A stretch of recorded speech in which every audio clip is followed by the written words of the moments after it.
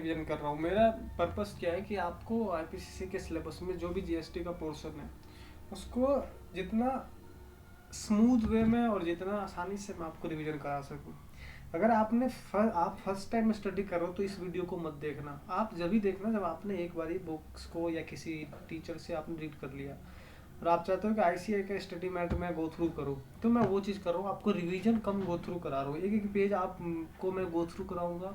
जो relevant point होगा मैं वहाँ पे रुक करके आपको एक्सप्लेन करूँगा। जो ईजी होगा, बहुत सिंपल रहेगा, मैं उसको कुछ नहीं करूँगा, मैं उसको थोड़ा सा स्किप करके निकलूँगा। अब इसमें सबसे पहला पॉइंट है सप्लाई अंडर जीएसटी। अब सप्लाई के अंदर जीएसटी को समझने, क्योंकि ये सबसे मेन बेस है, इसको समझना सबसे ज़्यादा इम्पोर्टेंट है। जीएसटी के अंदर में सप्लाई को क्या माना गया? टैक्सेबल इवेंट माना गया। सप्लाई को क्या माना गया? Taxable event. यानी कि जब तक सप्लाई नहीं होगी, जब तक जीएसटी में आप कुछ नहीं कर सकते। ना उसमें टाइम ऑफ सप्लाई देखना आपको, ना प्लेस ऑफ सप्लाई देखना आपको, ना उसकी वैल्यू कैलकुलेट करनी है, कुछ नहीं करना है। क्यों? क्योंकि वो टैक्सेबल इवेंट ही नहीं हुआ, टैक्स लगना ही नहीं। जब उस पर सप्लाई अगर हुआ ही नहीं तो टैक्स ही नहीं लगेगा। जब टैक्स ही नहीं लगेगा तो उसका प्लेस डिसाइड करना, वैल्यू डिसाइड करने का कोई लॉजिक नहीं बनता है। तो सबसे पहले हम क्या देखेंगे कि सप्लाई क्या होता है। ठीक है, अच्छा, उसको समझने के लिए अब मैं आपको दिखाता हूँ कि कुछ रेलेवेंट डेफिनेशन है। रेलेवेंट डेफिनेशन आपको गुड्स का, गुड्स का मतलब आपको पता है। गुड्स का मतलब क्या होता है कि एवरी मूवेबल गुड्स प्रॉपर्टी क्या माना जाता है? गुड्स माना जाता है। जो भी मूवेबल प्रॉपर्टी है उसको हम गुड्स मानेंगे, एक्सेप्ट मनी और सिक्योरिटी। मनी का मतलब हो गया पैसा, और सिक्योरिटी का मतलब हो गया जो आप शेयर हो गया, या फिर आपका डिवेंचर्स हो गया, म्यूचुअल फंड हो गया, ये सारे सिक्योरिटी हो गए। मनी सिक्योरिटी को छोड़ के जो भी मूवेबल प्रॉपर्टी है उसको हम क्या मानेंगे? गुड्स मानेंगे। फिर कुछ चीज़ें हैं जो एक तरह से क्लैरिफिकेशन इन नेचर है। क्या है? इंक्लूड। इंक्लूड में क्या क्या करता है? Actionable claim, growing crops, grass, things attach to और forming part of the land which are agreed to be severed before supply or under a contract of supply। तो आप सिंपल मान के चलो, गुड्स का मतलब होता है हर एक मूल प्रॉपर्टी, बस उसमें इंक्लूड नहीं होता है वो क्या नहीं होता? मनी और सिक्योरिटी। फिर आपको प्रिंसिपल एजेंट, ये सब मैं बाद में धीरे धीरे करके, फैमिली का मतलब क्या, बारी बारी से देखेंगे। बिजनेस वगैरह ये सब इम्पोर्टेंट डेफिनेशन है, मैं पीछे आऊँगा इसको समझाने के लिए कि क्यों बिजनेस की जरूरत पड़ती है, क्यों कंसिडरेशन की जरूरत पड़ती है, एक्शनेबल क्लेम क्या है, मैन्युफैक्चर क्या है, मनी क्या है, सप्लायर क्या है, रिसिपिएंट क्या है। ये सारे इम्पोर्टेंट डेफिनेशन है। लेकिन इससे पहले मैं कुछ आपको दिखाना चाहता हूँ, वो क्या है? सेक्शन 7। सेक्शन 7 के कारण ही हमें गुड्स को डिफाइन करना पड़ा, सेक्शन 7 के कारण ही हमें कंसिडरेशन को डिफाइन करना पड़ा, सेक्शन 7 के लिए ही हमें किसको डिफाइन करना पड़ा? बिजनेस को डिफाइन करना पड़ा। देखते हैं सेक्शन 7 किसके बारे में बात करते हैं। सेक्शन 7 बात करता है meaning and scope of supply. Supply का मतलब क्या होगा और सप्लाई में क्या क्या इंक्लूड होगा। देन सेक्शन 8 बात करते हैं किसके लिए? टैक्सेबिलिटी के लिए। कंपोजिट सप्लाई है या मिक्स सप्लाई है, उसके बारे में। फिर शेड्यूल 1, 2, 3। शेड्यूल 1 बात करते हैं किसके लिए? आपको पता है कि अगर विदाउट कंसिडरेशन सप्लाई हो रहा तो वो टैक्सेबल होगा। शेड्यूल 2 बात करता है किसको सप्लाई ऑफ गुड्स मानेंगे, किसको सप्लाई ऑफ सर्विस मानेंगे, उसके लिए। ठीक है, और शेड्यूल 3 बताता है आपको किसके लिए कि जो ना ही सप्लाई माना जाएगा और ना ही सप्लाई ऑफ सर्विस माना जाएगा। नाइदर उसको सप्लाई ऑफ गुड्स मानेंगे, नीदर सप्लाई ऑफ सर्विस मानेंगे। तो ये 5 मेन प्रोविजन है इस चैप्टर का। ठीक है, हम बारी बारी से चलते हैं। सबसे पहले सेक्शन 7 आपको, मैं अगर बोलूँगा याद करना है आपको, सेक्शन रट्टा मारना है एक तरह से, पूरा का पूरा पॉइंट आपके दिमाग पे होना चाहिए, जवान पे होना चाहिए, वो है सेक्शन 7, वो है सेक्शन 9, वो है सेक्शन 15। कुछ ही ऐसे सेक्शन है जो आपको मैं बोलूँगा वर्ड बाय वर्ड याद होने चाहिए। बाकी सारे सेक्शन आप के लिए अंडरस्टैंडिंग तो ठीक है, लेकिन सेक्शन 7, सेक्शन 9 इसको आपको जवान पे रखना पड़ेगा। ठीक है, चलिए सेक्शन 7 क्या बोलता है मैं दिखाता हूँ। सेक्शन 7 बोलता है कि सप्लाई इंक्लूड। सबसे पहले सप्लाई क्या है? इंक्लूसिव डेफिनेशन है, इंक्लूड करता है। मतलब जनरली आप जो समझते हो उसको सप्लाई मानना है, लेकिन उसके साथ साथ ये भी सप्लाई है। उसमें पहला ए में क्या बोलता है? All form of supply of goods services और बोथ। जितने प्रकार के गुड्स है services, all form of supply का गुड्स और सर्विसेज और बोथ। अब आपके दिमाग में आएगा sir all form of supply of goods and services, पहले वैट था किस पे लगता था? सिर्फ गुड्स पे। पहले सर्विस टैक्स था किस पे लगता था? सिर्फ सर्विसेज पे। एक्साइज ड्यूटी था किस पे लगता था? मैन्युफैक्चर पे। वो भी गुड्स का ही मैन्युफैक्चरिंग होगा, सर्विस का तो होगा नहीं। तो ये स्पेसिफिक था कि कोई एक्ट गुड्स पे लगता था, कोई सर्विसेज पे लगता था, लेकिन जीएसटी का यही खासियत है कि गुड्स और सर्विसेज दोनों के ऊपर क्या लगेगा, जीएसटी लगेगा। तो हर एक टाइप का सप्लाई माना जाए इंक्लूड होगा इसमें। लेकिन अच्छा, सच एज एग्जांपल ले लो, जैसे sale, exchange, barter, licensing, rental, lease or disposal, या made or agree to be made. अच्छा, अब दूसरा पॉइंट आपको क्या देखना है, सबसे पहले ये देखो, जो ब्लू कलर में है, आपको पता देखने से लग रहा कि ये ब्लू कलर में, ये क्या है, कंसिडरेशन होना चाहिए। क्या होना चाहिए इसके लिए, कंसिडरेशन, पहला पॉइंट। दूसरा क्या होना चाहिए, बाय अ पर्सन। तीसरा, in the course of furtherance of business. अब ये 3 पॉइंट जो है ना आपको ध्यान में रखना पड़ेगा कि सबसे पहले सप्लाई होने के लिए ए पॉइंट जो है ना वो सबसे मेन पॉइंट है। क्या बोलता है सेक्शन 7 का 1, कि सप्लाई में क्या क्या इंक्लूड होता है। उसमें सबसे पहला बोल दिया कि जितने भी टाइप का सप्लाई ऑफ गुड्स या सर्विसेज है वो सब सप्लाई है, including sale, exchange, lease, barter, जिस नाम से बोलो वो सब सप्लाई है। लेकिन कंडीशन क्या लिखा गया कि made or agree to be made, या तो किया गया है या agree to be made.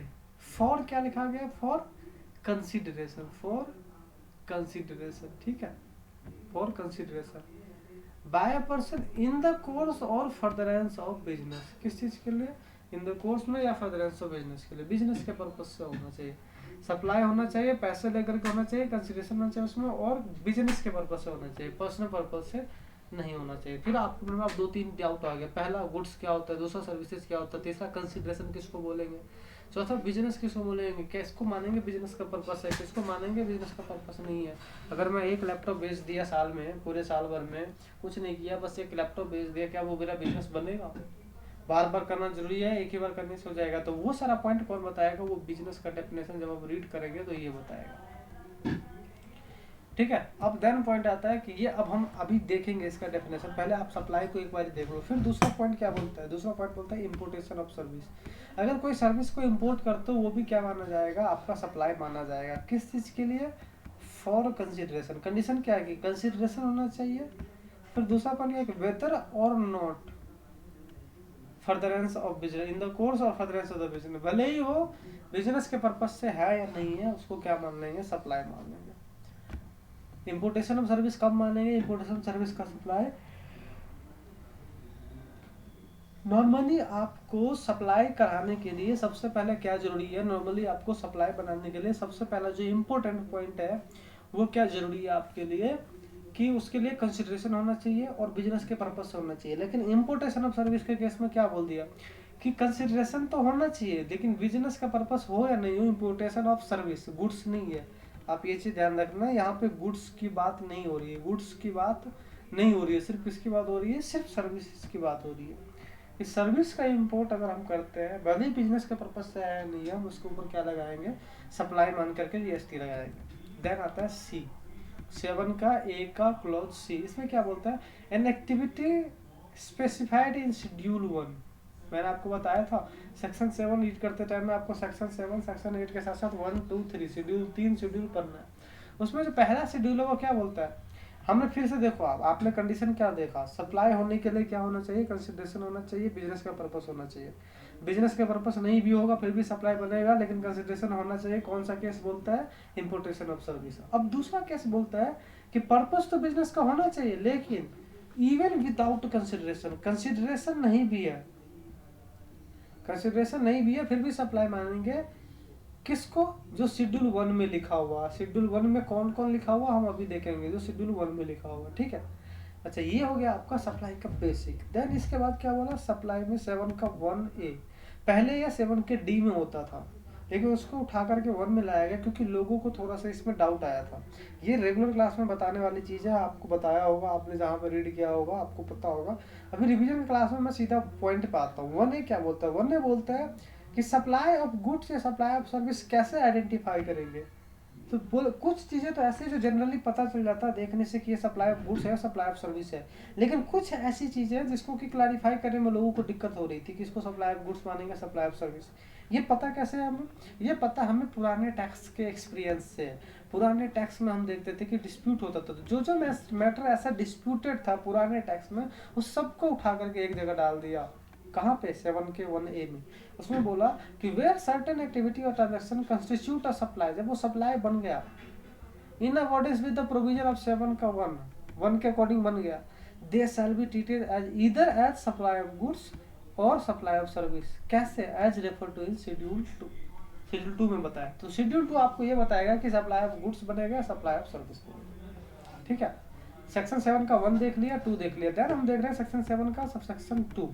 Subsection 7 का सबसेक्शन 2 क्या बोलता है कि not be standing anything contain in subsection 1। हमने अभी तक क्या देखा, सप्लाई में क्या, सप्लाई का मतलब होता है कि कोई भी सप्लाई, कोई भी गुड्स का या सर्विसेज का सप्लाई हो, उसके लिए क्या होना चाहिए, इन द कोर्स ऑफ बिजनेस होना चाहिए, उसमें कंसिडरेशन होना चाहिए। फिर हमने एक पॉइंट देखा 7 का 1 का बी, जिसमें बोल दिया importation of service. Importation of service अगर है तो भले ही विदाउट बिजनेस पर्पज है, फिर भी हम उसको सप्लाई मानेंगे, कंसिडरेशन होना चाहिए। फिर हमने देखा सी में हमने देखा कि शेड्यूल 1 में कुछ लिस्ट स्पेसिफाई है, जिसके केस में कंसिडरेशन अगर नहीं भी है तो भी हम उसको क्या मानते हैं, उसको हम सप्लाई मानते हैं। देन उसके बाद पॉइंट आता है सेक्शन 7 का 1A। 1A क्या बोलता है, शेड्यूल 2 में हमने कुछ लिस्ट दिया हुआ है, जिससे हम ये पता लगाएंगे कि वो सप्लाई ऑफ गुड्स है या सप्लाई ऑफ सर्विसेज है। यहां तक का पॉइंट क्लियर है। अब आते हैं सेक्शन 7 का सबसेक्शन 2। मैं इसको एक एक वर्ड रीड कर रहा हूँ क्योंकि ये काफी इंपॉर्टेंट पॉइंट है। सेक्शन 7 का सबसेक्शन 2 क्या बोलता है कि not be standing anything containing subsection 1। Subsection 1 में जो भी लिखा है उसको तुम छोड़ दो 1 मिनट के लिए। तुम्हें क्या ध्यान रखना, पहला ए, एक्टिविटी और transaction specified in schedule 3। Schedule 3 में जो एक्टिविटी स्पेसिफाई है उसको ध्यान दो। और B, any activity, such activity और transaction undertaken by the central government, किसके द्वारा किया गया, सेंट्रल गवर्नमेंट, या किसके द्वारा, स्टेट गवर्नमेंट, या इसी any other local authority, in which they are engage as public authority. क्या? पब्लिक अथॉरिटी, जिसमें वो कैसे काम कर रहा है, एक तरह से वो पब्लिक अथॉरिटी की तरह काम कर रहा है। In which they engage as public authority as may specified by the government. तो इस दो से पहले आप अभी क्या बोला कि क्या करना क्या नहीं करना छोड़ दो। इसने सबसे पहले बोला नॉट बी स्टैंडिंग, लॉ पढ़ने का स्टाइल बताता हूँ। सबसे पहला not be standing anything containing subsection 1 में जो भी उसको छोड़ दिया। फिर A, activity specify in transaction schedule 3, यानी शेड्यूल 3 के बारे में कुछ बोलने जा रहा है। फिर दूसरा क्या बोला कि transaction undertaken by the government, इसके बारे में कुछ बोल रहा है। क्या बोल रहा है, shall be treated neither as a supply of goods nor as a supply of service. मतलब कि एक बाहर में जाए, सीधी सी बात है। सेक्शन 7 का सबसेक्शन ए बाहर में जाए, नॉट बी एनीथिंग का मतलब यही है अगर लेमैन के लैंग्वेज में बोलूँ तो। शेड्यूल 3 में जो ट्रांजेक्शन दिया है वो, या जो ट्रांजेक्शन सेंट्रल गवर्नमेंट या स्टेट गवर्नमेंट या लोकल अथॉरिटी जिसमें वो पब्लिक अथॉरिटी की तरह काम कर रहे हैं, वो ट्रांजेक्शन, दो ट्रांजेक्शन हो गया, एक सेंट्रल गवर्नमेंट स्टेट गवर्नमेंट वाला ट्रांजेक्शन, दूसरा शेड्यूल 3 में। ये दोनों ट्रांजेक्शन को हम क्या नहीं मानेंगे, सप्लाई नहीं मानेंगे, ना ही सप्लाई ऑफ गुड्स मानेंगे, ना सप्लाई ऑफ सर्विस मानेंगे। ठीक है, तो हमने अभी तक 3 शेड्यूल देखा, शेड्यूल 1, शेड्यूल 2, ठीक है, और शेड्यूल 3। ठीक है, अब आप बताओगे शेड्यूल 1 किसके लिए, शेड्यूल 1 किसके लिए। शेड्यूल 1 बात करता है कि अगर विदाउट कंसिडरेशन है तो। शेड्यूल 2 किसके लिए, शेड्यूल 2 बोलता है कि सप्लाई ऑफ गुड्स बनाएंगे, सप्लाई ऑफ सर्विस। शेड्यूल 3 किसके लिए बोलता है, शेड्यूल 3 बोलता है आपको कि निगेटिव लिस्ट है, मतलब कि कुछ चीजें ऐसे हैं जिसको हम सप्लाई मानेंगे नहीं। ठीक है, सेक्शन 7 का 1 देखा हमने, 1A देख लिया, 2 देख लिया। अब हम सेक्शन 7 का सबसेक्शन 3 देखते हैं। 3 में क्या बोला हुआ, 3 में बोला हुआ है कि subject two subsection 1, 1A and 2, यानी 3 को नहीं सब ध्यान में रखा, 1A और 2 को ध्यान में रखते हुए, the government may on the recommendation of the council specify by notification the transaction they are to be treated as either a supply of goods और services, supply of goods and not as a supply of service, या supply of services not as a supply of goods. Section, अब इसका reason बताता हूँ। इसका reason ये है कि सेक्शन 7 का सबसेक्शन ये बोलता है कि गवर्नमेंट ने नोटिफाई कर दिया है लिस्ट, जिसमें बोल दिया कि किसको सप्लाई ऑफ गुड्स मानेंगे, किसको सप्लाई ऑफ सर्विस मानेंगे। लेकिन ये कोई जरूरी छोड़ना है कि ब्रह्म की लकीर है। हो सकता है कोई और ऐसी सर्विसेज आए जो बाद में मेरे को नोटिफाई करना पड़े, तो डिपार्टमेंट ने यहाँ पे अपना हाथ खोल के रखा। डिपार्टमेंट ने सबसेक्शन 3 में बोल दिया कि गवर्नमेंट को जब लगेगी, जब वो क्लैरिफाई नोटिफिकेशन के थ्रू बता देगा कि किसको सप्लाई ऑफ गुड्स मानना है और सप्लाई ऑफ सर्विस नहीं मानना है, या किसको सप्लाई ऑफ सर्विस मानना है, सप्लाई ऑफ गुड्स नहीं मानना है। ये आपका सेक्शन 7 था, सप्लाई था। अभी हमने डेफिनेशन नहीं देखा कि गुड्स किसको बोलते हैं, सर्विसेज किसको बोलते हैं, कंसिडरेशन किसको बोलते हैं, लेकिन हमने ये देख लिया कि सप्लाई में क्या क्या इंक्लूड होता है। एक बार आप बिल्कुल ध्यान से सेक्शन 7 को देखो, आपके दिमाग में पूरा एक एक पॉइंट छप जाना चाहिए।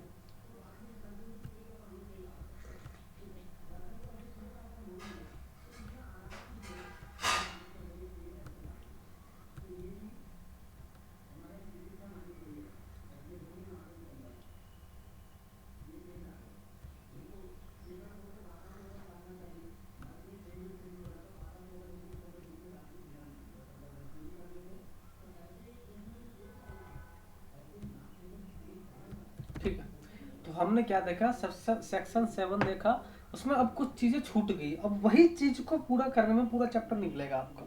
छूटा क्या, शेड्यूल 1, छूटा क्या शेड्यूल 2, छूटा क्या शेड्यूल 3, छूटा क्या कंसिडरेशन का डेफिनेशन, बिजनेस का डेफिनेशन, गुड्स का डेफिनेशन, सर्विस का डेफिनेशन।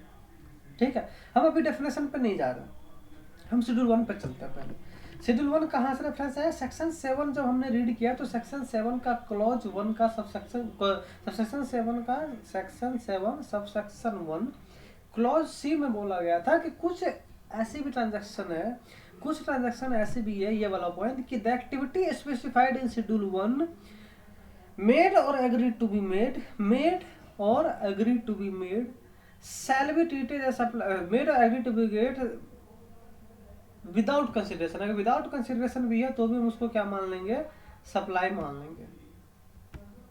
ठीक है, अब हम क्या देखेंगे, अब हम ये देखेंगे कि अगर सप्लाई मान लेंगे तो किस तरीके से हम करेंगे उसका ट्रीटमेंट। कौन कौन सा ऐसा केस है जो शेड्यूल 1 में कवर होगा। पहला, सबसे पहला कवर होगा कि permanent transfer of disposal of business assets. अगर कोई बिजनेस एसेट्स है उसका अगर हम परमानेंट ट्रांसफर या डिस्पोजल कर देते हैं तो वो इसमें कवर होगा। Where input has been credit, input credit has been taken. कोई बिजनेस एसेट्स को हमने परमानेंट ट्रांसफर किया, उस पर अगर हमने इनपुट टैक्स क्रेडिट लिया होगा तो वो वाला एसेट्स विदाउट कंसिडरेशन भी सप्लाई करेंगे। ध्यान दो, वर्ड क्या बोल रहा है कि आपने कोई परमानेंट ट्रांसफर कर दिया, डिस्पोजल कर दिया, किसको, अपना बिजनेस एसेट्स को, जिसपे आपने क्या कर रखा है, इनपुट ले रखा है, आपने आईटीसी ले लिया परचेज के टाइम में, जब आप सेल कर लो तो बिना कंसिडरेशन के उसको डिस्पोज कर दिया, तो ट्रांसफर कर दिया किसी को, रिलेटिव को, एम्प्लॉई को, तो उस पर टैक्स लगेगा क्योंकि आपने इनपुट लिया था। अगर इनपुट नहीं लिया था तो आप बाहर हो। ठीक है, दूसरा बोलता है कि सप्लाई ऑफ गुड्स और सर्विसेज और बोथ, किसके बीच में, बिटवीन रिलेटेड पर्सन और between distinct person. Related person का मतलब क्या, रिलेटेड पर्सन डिफाइन है एक्ट में। रिलेटेड पर्सन में बोला गया कि अगर आप एक फैमिली मेंबर हो तो आपको रिलेटेड पर्सन मानेंगे, या आपने किसी को कंट्रोल कर रखा है, आपने किसी कंपनी में 25% से ज़्यादा, 50% से ज़्यादा शेयर होल्डिंग रख रखा है तो हम रिलेटेड मानेंगे। डेफिनेशन है, हम देखेंगे।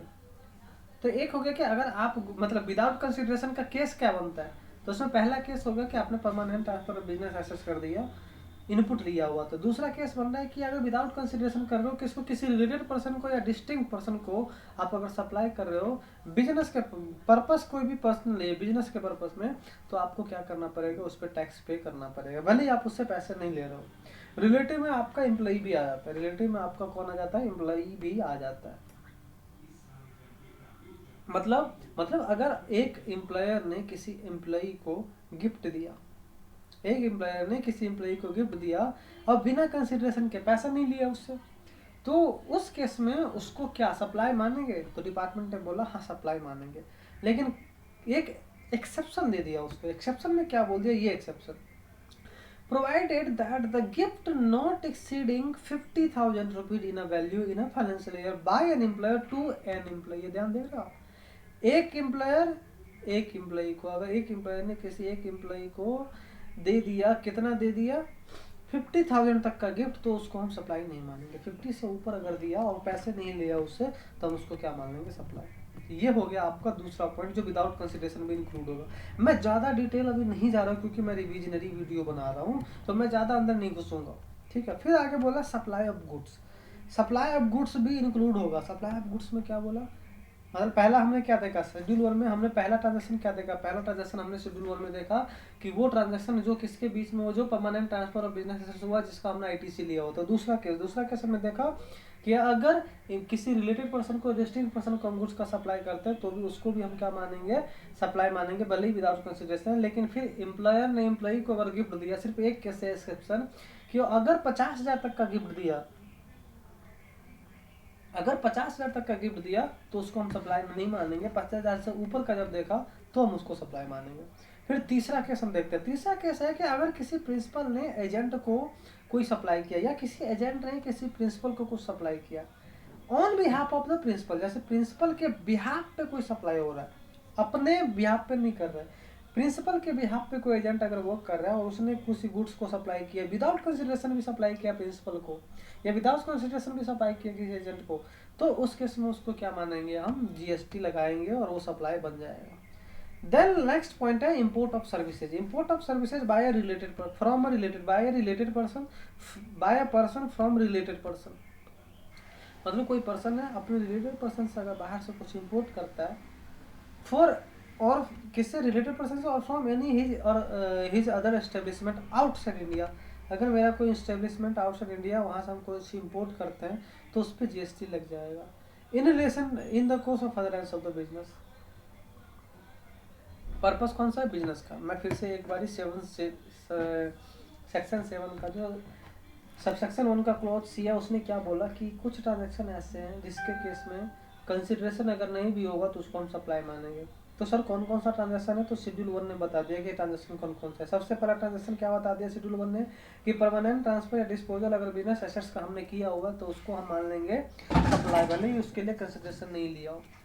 दूसरा पॉइंट क्या बोला शेड्यूल 1 ने कि अगर किसी रिलेटेड पर्सन को या डिस्टिंक्ट पर्सन को हम खुद सप्लाई कर रहे हैं तो उसको सप्लाई मान लेंगे भले ही उसके लिए पैसा नहीं लिया हो। फिर उसमें एक एक्सेप्शन है एम्प्लॉयर एम्प्लॉई का जो 50,000 का लिमिट है।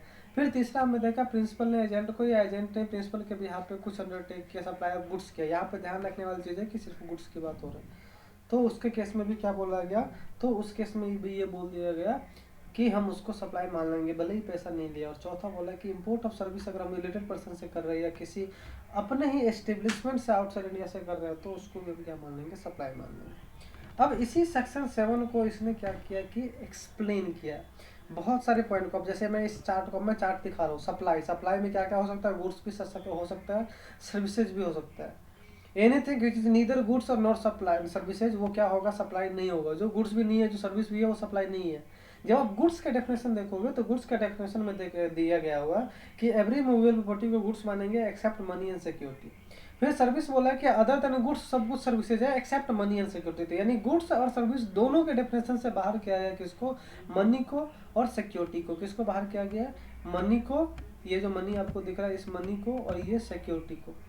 तो इसलिए इसके ऊपर जीएसटी कभी नहीं आएगा। किसके ऊपर? मनी और सिक्योरिटी के ऊपर जीएसटी कभी नहीं आएगा। ठीक है। अब बात आता है सप्लाई मेड किसके लिए होना चाहिए?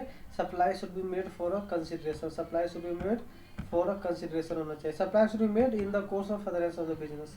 ठीक है। देख लो कंडीशन निकाल रहे हैं। पहला कंडीशन इसने क्या निकाला? ऊपर गुड्स और सर्विसेज का होना चाहिए। दूसरा कंडीशन क्या होना? दूसरा क्या होना? कंडीशन कंसिडरेशन होना चाहिए। तीसरा क्या? इन the course of furtherance of business होना चाहिए। पैरामीटर सप्लाई फिर से यही बोल दिया इन the course of business goods and services for consideration. वही चीज़ एक्सप्लेन कर रहे हैं धीरे धीरे। मैंने एक्सप्लेनेशन आपको दे दिया लगभग। फिर सप्लाई को कैसे एक्सप्लेन कर दिया? सप्लाई इंक्लूड और एक्सक्लूड। इंक्लूड क्या क्या करेगा? सप्लाई इंक्लूड करता सकता है 7 का 1A यानी furtherance in the course of business में जो आप सप्लाई कर रहे हो वो। दूसरा क्या इंक्लूड करता है? Importation of service. तीसरा क्या इंक्लूड करता है? विदाउट कंसिडरेशन जो शेड्यूल 1 में हमने देखा। फिर चौथा क्या इंक्लूड करता है? 7(1)(a) और शेड्यूल 2। ये एक्सप्लेनेशन दिया। फिर इसमें एक एक्सक्लूजन वाला पॉइंट है शेड्यूल 3 में जो दिया हुआ उसको हम एक्सक्लूड करेंगे। Supply made in the course of furtherance of the business. अब ये पॉइंट है कि सप्लाई बिजनेस के कोर्स में होना चाहिए। ठीक है। अब ये गुड्स का डेफिनेशन है। मैं ऊपर वर्ड बाय वर्ड पढ़ूँ या यहाँ पे स्टार्ट से समझाता हूँ गुड्स का डेफिनेशन। गुड्स का डेफिनेशन क्या बोलता है? Goods means every kind of movable property. जो भी मूवेबल प्रॉपर्टी है जिसको आप देख सकते हो, छू सकते हो, टच कर सकते हो, वो सब प्रॉपर्टी क्या है? गुड्स है। Services means anything other than goods. Goods के अलावा जो भी बचा वो क्या है? सर्विसेज है। ये क्लियर? अच्छा, गुड्स के डेफिनेशन में भी बोलता है कि एक्सक्लूडिंग मनी एंड सिक्योरिटी। ये गुड्स के डेफिनेशन के में भी बोला हुआ। किसमें? गुड्स के डेफिनेशन में बोला हुआ है एक्सक्लूडिंग। इसमें से बोला हुआ है कि एक्सक्लूडिंग मनी एंड सिक्योरिटी। फिर जब सर्विस का डेफिनेशन रीड करोगे तो सर्विस के डेफिनेशन में भी यही चीज़ बोला हुआ एक्सक्लूडिंग मनी और सिक्योरिटी। देन फिर क्या बोलता है? गुड्स में इंक्लूडिंग करता है क्या? Actionable claim, growing crops. Actionable claim क्या होता है? एक्शनेबल क्लेम कोई ऐसा क्लेम है जिसके ऊपर आप कोर्ट में जा करके लड़ सकते हो उस पैसे की वसूली के लिए। ग्रोइंग क्रॉप्स वगैरह जो है जो कि सीवियर बिफोर द सप्लाई है वो वाला चीज़। मैं आपको ये चीज़ उतना इंपॉर्टेंट नहीं है, मैं अभी डिस्कस नहीं कर रहा। अच्छा, सर्विसेज में क्या इंक्लूड करता है? Services means anything other than goods. यानी गुड्स के अलावा जो भी है वो सब सर्विसेज है। यानी आप देख रहे हो कि एरिया कितना वाइड हो गया। फिर उसमें बोल दिया कि एक्सक्लूड कर दिया क्या? मनी और सिक्योरिटी को एक्सक्लूड कर दिया। जब सिक्योरिटी को एक्सक्लूड किया ना तो एक पॉइंट उठ गया। मनी को एक्सक्लूड किया तो एक पॉइंट उठ गया। क्या? कि use of activity relating to use of money. Money को यूज करने से रिलेटेड, मनी के ऊपर सप्लाई। अगर मनी को कोई हम सप्लाई कर रहे हैं तो उसको नहीं मानेंगे सर्विस, उसको गुड्स भी नहीं मानेंगे सर्विस। लेकिन उस मनी से रिलेटेड, जैसे मनी एक्सचेंजर वाला कोई बंदा हो गया तो वो बंदा इसमें इंक्लूड हो जाएगा। Conversion of money by cash और any other mode from 1% denomination which separate consider, ये भी इसमें इंक्लूड हो जाएगा, ठीक है। देन अब पॉइंट आता है, please refer the definition actionable claim और money as provided in the heading 2, ऊपर बताया गया है, मैं अभी आऊंगा उसके ऊपर, बिल्कुल एंड में आऊंगा। तो सप्लाई में क्या इंक्लूड हो गया, फिर से देखो आप बार बार क्या रिपीट हो, सप्लाई में इंक्लूड हो गया cell exchange barter for consideration in the course or furtherance of the business. अच्छा, अब इसमें क्या बोला, सेल एक्सचेंज लीड बार्टर, तो सेल्स ने ये बता रहा है सेल ट्रांसफर क्या होता है, मैं अभी इसमें नहीं जा रहा। बार्टर क्या होता है, गुड्स के बदले में गुड्स सामान दे दिया, या गुड्स के बदले में कुछ पैसा कुछ गुड्स दे दिया। अब देखो जैसे एग्जांपल ऑफ बार्टर, बार्टर में क्या बोल रहा है, डॉक्टर है बाबर है, डॉक्टर ने कंसल्टेंसी दी, बाबर ने इसको ही दे दिया, तो ये क्या हो गया, बार्टर का एक्सचेंज हो गया। डॉक्टर और बाबर ने क्या किया, डॉक्टर ने इसका तबीयत ठीक कर दिया और इसने इनके बाल बना दिए, तो इस टाइप की जो सर्विस है वो क्या हो गया, बार्टर, वो क्या हो गया, बार्टर। एक्सचेंज का मतलब क्या होता है, पैसे देकर के सामान ले लिया, पैसे दिया, कुछ सामान दिया, कुछ पैसे दे दिया, तो वो वाली चीज कवर हो जाता है। फिर लीज लाइसेंस, ये सारे पॉइंट एक बार गो थ्रू करने वाला पॉइंट है, इतना इंपॉर्टेंट। अब जाके आपको जो इंपॉर्टेंट पॉइंट है कंसिडरेशन, मैंने अभी आपको क्या दिखा दिया, गुड्स दिखा दिया, गुड्स का डेफिनेशन बता दिया, सर्विसेज दिखा दिया, सर्विसेज का डेफिनेशन दिखा दिया, फिर जाके कंसिडरेशन पे अब मैं आ गया। कंसिडरेशन का मतलब क्या होता है, जीएसटी एक्ट में कंसिडरेशन को डिफाइन किया गया, उसको अगर आप रीड करोगे तो ऐसे पता चलेगा। कंसिडरेशन का मतलब क्या होता है कि पेमेंट इन मनी और अदरवाइज फॉर सप्लाई, यानी सप्लाई के लिए जो भी आप पेमेंट करते हो मनी में या अदरवाइज, मनी के थ्रू क्यों करो या कैसी और तरीके से करो,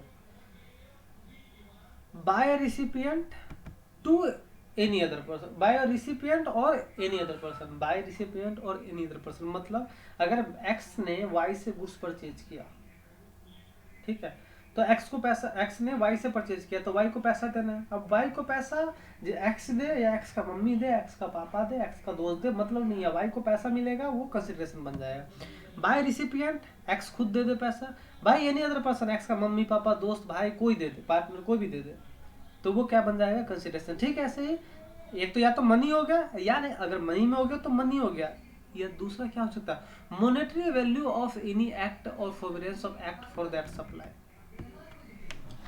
monetary value of any act, या तो कंसिडरेशन कैसे मिलेगा, या तो मनी मिलेगा या कोई और चीज उसके बदले में मिलेगा। जैसे बाबर ने उसको क्या कर दिया था, बाल बना दिया था, तो वो भी क्या होगा कि वो भी उस एक्ट को करने के लिए कुछ पैसा मिला, तो उसके बदले में जो पैसा मिला वो इंक्लूड जाएगा। Deposit to be consider as payment, अब फिर बोल रहा है, अब ये तो बोल दिया कि किसको मानेंगे, फिर इसमें बोल दिया कि डिपॉजिट। अब डिपॉजिट का वाला कंसेप्ट समझो, डिपॉजिट का मतलब क्या होता है, जब आप रेंट पे कोई प्रॉपर्टी लेने जाते हो या कोई और सामान लेने जाते हो, मान लो एग्जांपल ले लो रेंट, तो रेंट के लिए आपको क्या देना पड़ता है, डिपॉजिट। डिपॉजिट देते हो कि आप बोलते हो कि मैं 1 साल तक रहूंगा, अगर 1 साल तक नहीं रहूंगा, बीच में छोड़ के जाऊंगा, नोटिस पे सब नहीं करूंगा, रेंट का पेमेंट नहीं करूंगा, तो आप मेरे डिपॉजिट में से पैसा ले लेना। तो बोल रहा है कि डिपॉजिट को कंसिडरेशन जब मानेंगे, जब कब मानेंगे, तो बोला कि only when the supplier applies deposit eight consideration. मतलब मैंने बोला है रेंट पे रहने आ रहा हूँ सर, आप इसके बदले में डिपॉजिट दे दो, ले लो, डिपॉजिट दे दिया मैंने लैंडलॉर्ड को। अब उधर ने क्या किया, 1 महीने का रेंट नहीं दिया और भाग के चला गया। अब लैंडलॉर्ड ने क्या किया, उस डिपॉजिट को यूज कर लिया एज अ कंसिडरेशन। अब वो डिपॉजिट नहीं रहा, वो क्या हो गया कि वो रेंट मान लिया उसको, तो वही वाला रेंट जो डिपॉजिट है उसी को हम इंक्लूड करेंगे इसमें। अच्छा, सप्लाई का मतलब, कंसिडरेशन का मतलब क्या है कि पेमेंट इन मनी हो या अदरवाइज हो, बाय रिसिपिएंट हो, किसी और पर्सन के द्वारा, मॉनेटरी वैल्यू, कोई एक्ट वगैरह कुछ भी कर रहे हो वो भी इंक्लूड किया जाएगा, डिपॉजिट को इंक्लूड नहीं किया जाएगा। और सब, अब बात एक और है कि इसमें बोल रहा है कि एक्सक्लूड कर देना क्या चीज, subsidy. Subsidy given by the central government और स्टेट गवर्नमेंट, अगर कोई सेंट्रल गवर्नमेंट स्टेट गवर्नमेंट कोई सब्सिडी दे रही है तो उसको कंसिडरेशन के वैल्यू में से हटा देना। कंसिडरेशन में से जैसे आप हटा दोगे तो क्या होगा उसका इम्पैक्ट, उसका इम्पैक्ट ये होगा कि उसके ऊपर टैक्स मिलेगा। फिर यहाँ पे ये बोला कि any activity transaction involving any goods और सर्विसेज। अब ये बोल रहा है कि अगर किसी ट्रांजेक्शन में, क्यों कंसिडरेशन का क्या इंपॉर्टेंस है, कंसिडरेशन का इंपॉर्टेंस सेक्शन 7 में, सेक्शन 7 में बोलता है कि सप्लाई होने के लिए कंसिडरेशन का होना जरूरी है। अगर सप्लाई में कंसिडरेशन नहीं है तो उसको हम सप्लाई नहीं मानेंगे एक्सेप्ट शेड्यूल 1। वही चीज बोल रहा है कि any transaction involving supply of goods और service without consideration is not a supply unless it is deemed to be supply under schedule 1। Schedule 1 में हमने 4 केस से था वो देख लिया, ठीक, तो हमने कंसिडरेशन का पॉइंट देख लिया। अब आते हैं बिजनेस। बिजनेस का क्या है कि बिजनेस का काफी वाइड डेफिनेशन दिया गया, बिजनेस का डेफिनेशन काफी वाइड दिया गया, ठीक है। हम इसको देखते हैं एक बार। बिजनेस का मतलब ये, आप इस चार्ट के थ्रू रेफर कर सकते हो बिजनेस का मतलब। बिजनेस में क्या बोला इसने, आप अगर ध्यान से देखोगे, एनी ट्रेड, कोई भी ट्रेड हो, कॉमर्स हो, मैन्युफैक्चरिंग हो, प्रोफेशन हो, कुछ भी, मैं एक चार्टर्ड अकाउंटेंट हूँ, प्रोफेशन दे रहा हूँ, मैं अभी इंक्लूड हो गया बिजनेस में। अगर कोई ट्रेडिंग का काम कर रहा है वो भी इंक्लूड हो गया, अगर ई कॉमर्स वगैरह है, कोई और कॉमर्स प्रोवाइड कर रहा है वो भी है, कोई मैन्युफैक्चरर है वो भी, वो सारे लोग किस में आ गए, किस में आ गए, बिजनेस में आ गए। क्योंकि मैंने आपको फिर से, बिजनेस को हम क्यों देख रहे हैं, हम याद आप रखो कि हम बिजनेस क्यों रीड कर रहे हैं। बिजनेस इसलिए रीड कर रहे हैं कि सेक्शन 7 का, सेक्शन 1 बोलता है कि बिजनेस के पर्पस के लिए होना चाहिए। तो बिजनेस के पर्पस के लिए है या नहीं है, उसके लिए हम रीड कर रहे हैं, बिजनेस पता होना चाहिए हमें। तो कोई भी काम अगर ट्रेड, कॉमर्स या मैन्युफैक्चरिंग प्रोफेशन दे रहे हैं तो वो सब क्या हो गया, मेरा बिजनेस हो गया। There is no monetary benefit, even if there is no monetary benefit, भले ही मैं पैसे के लिए कर रहा हूँ, किसी और चीज के लिए कर रहा हूँ, मॉनेटरी बेनिफिट है नहीं है, अगर ये सब कर रहे हैं तो बिजनेस तो बन गया। बिजनेस बनने के बाद हम देखेंगे कंसिडरेशन ले रहा है नहीं ले रहा है, कंसिडरेशन नहीं ले रहा है तो सप्लाई बनेगा नहीं, वो हम बाद में देखेंगे। लेकिन आप कोई बिजनेस कर रहे हो, कोई अगर ट्रेड कर रहे हो, कोई प्रोफेशन कर रहे हो, पैसे आए या ना आए, वो आपका बिजनेस तो बन गया। देन उसके बाद आता है एनी एक्टिविटी इंसिडेंटल एंसिलरी, इससे मिलता जुलता कोई काम, इसके साथ में कोई काम, any activity same nature even if the no volume or quantity. ये चीज ध्यान में रखना है। मैंने आपसे शुरू में बोला था कि अगर मैं साल में एक बार लैपटॉप बेचता तो क्या वो भी क्या माना जाएगा, क्या, हाँ माना जाएगा, क्योंकि activity of the same nature even if no volume no continuity. भले ही आपकी वॉल्यूम नहीं है ज्यादा, एक ही यूनिट सेल किया, पूरे साल भर नहीं किया, एक बार किया, 2 बार किया, तो भी बिजनेस बन जाएगा। पहला पॉइंट ये आपको ध्यान में रखना था। Supply acquisition of goods including capital goods, capital goods और सर्विसेज जो भी है वो भी माना जाएगा। In connection with the commencement of the business या क्लोजर ऑफ द बिजनेस, आप बिजनेस कमेंस करते हो या क्लोज करते हो तो आप कैपिटल गुड्स को परचेज करते हो। तो बात यह है कि हमने जब बिजनेस को शुरू करने के लिए कोई कैपिटल गुड्स परचेज किया, वो इंक्लूड होगा क्या, हाँ होगा। बिजनेस बंद करते टाइम में हमने कोई सेल किया, वो भी इंक्लूड हो जाएगा कि बिजनेस में, वो भी इंक्लूड हो जाएगा। Provision by club association to member for consideration, कोई क्लब एसोसिएशन अपने मेंबर को कंसिडरेशन के पर्पस में कुछ दे रहा है, उसको भी बिजनेस मान लेंगे। Admission for consideration at any premises, किसी प्रिवाइजेज में जैसे पार्क वगैरह हो गया, बिल्डिंग वगैरह हो गया, गेस्ट हाउस हो गया, उसमें एंटर करने के लिए हम पैसे लेते हैं, वो इस तरह का जो काम करते हैं वो भी बिजनेस में इंक्लूड हो गया। कोई बंदा accepted in the course of other, कोई बंदा डायरेक्टर बन गया, कोई बंदा कहीं पे इंडिपेंडेंट डायरेक्टर बन गया, ये सारे प्रोफेशन के लिए, तो ये भी इंक्लूड हो जाएगा। Services as a holder of office, club वगैरह का सर्विसेज है वो, या कोई any services by the government local authority, government local authority जो सर्विस दे रहे हैं वो भी बिजनेस माना जाएगा। तो ये बिजनेस का डेफिनेशन था। आपको ध्यान रखना है कि frequency, volume, continuity, regularity is not a prerequisite, ये कोई कंडीशन नहीं बोल सकता, ठीक है। ये बिजनेस के बोला वेदर और not there is a frequency, ये फिर से वही बात बोला, आप देख रहे हो इस फोकस इस पे किया जा रहा है क्योंकि ये मेन वर्ड है इसका। अब यहाँ पे एक पॉइंट है, क्या बोल रहा है ये, there is one exception to this course of furtherance of business, that is import of service. मैंने जब सेक्शन 7 आपको रीड कराया था तो मैंने आपको वहाँ पे सेक्शन 7 के क्लॉज 1 का, सब सेक्शन 1 का क्लॉज भी पढ़ाया था। उसमें बोला था कि इंपोर्ट ऑफ सर्विस भले ही बिजनेस का पर्पस से नहीं है, उसको हम सप्लाई मानेंगे, वो पॉइंट यहाँ पे बोल दिया। जो इस टाइप का पॉइंट है वो आपको ऑब्जेक्टिव में आ सकता है। देन अब बात आता है कि सप्लाई, हमने अभी तक क्या देखा, मैंने आपको क्या पता है, जितना ऊपर में डेफिनेशन दिया था ना वो सारा डेफिनेशन एक तरह से रीड करा दिया। जो कुछ इंपॉर्टेंट था, कुछ डेफिनेशन ऐसा है जो सिर्फ रीड करके गो थ्रू करना है, वो आपको नहीं कवर करनी, तो बाकी सारे प्रोविजन आपको मैं एक बार गो थ्रू करा दिया। अब आते हैं सप्लाई लेविएबल टू जीएसटी। हमने सप्लाई क्यों पढ़ा, क्योंकि सप्लाई के ऊपर जीएसटी लगेगा। अब ये किसने बोला ये चीज, ये बोला सेक्शन 9 ने। Section 9 of the GST act बोला कि सप्लाई के ऊपर टैक्स लगेगा। Supply to attract GST should be made by a taxable person. अच्छा, जो सप्लाई है वो किसके द्वारा मेड होना चाहिए, टैक्सेबल पर्सन। फिर आपके मन में ये आएगा कि सर टैक्सेबल पर्सन का मतलब क्या, ये आपको याद करना है डेफिनेशन। टैक्सेबल पर्सन का मतलब होगा a person who is registered. Taxable person का मतलब क्या हुआ कि कोई पर्सन जो क्या है, रजिस्टर्ड है। Taxable person who is registered और liable to be registered under section 20। और इसका मतलब क्या होगा, या तो रजिस्ट्रेशन लिया, मान लो कोई पर्सन है जो रजिस्ट्रेशन लेने की लिमिट है 10 लाख की, 10 लाख से ज्यादा का टर्नओवर है तो उसे रजिस्ट्रेशन कराना था। अगर उसने 10 लाख से 20 लाख की लिमिट लेते, 20 लाख से ज्यादा की लिमिट है, उसने रजिस्ट्रेशन करा लिया तो रजिस्टर्ड होगा।